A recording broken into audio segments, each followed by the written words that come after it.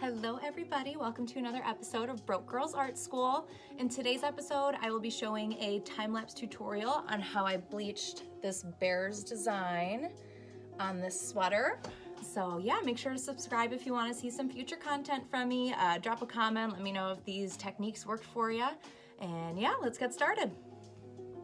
So this is going to be a pretty short tutorial. If you guys would like a more in-depth review of how I set everything up, I'll post a link to another video that I posted previously. I got my stencil on here by taking my iPad and putting it underneath the sweatshirt in a dark room, and I was able to trace over the outline of the logo with just a light colored pencil. And then I took just some Q-tips and straight bleach and went over the areas that were orange in the design.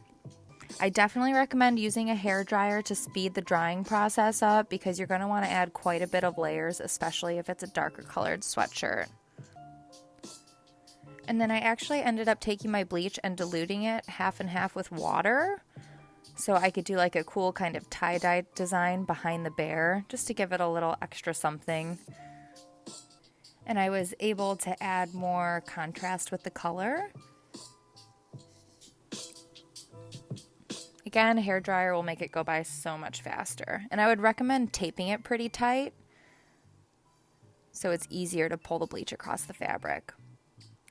And then lastly, I went in with the fabric marker. I'll tag a link on Amazon below if you'd like to grab one of those, just to make the design really crisp so the bleach didn't bleed out as much.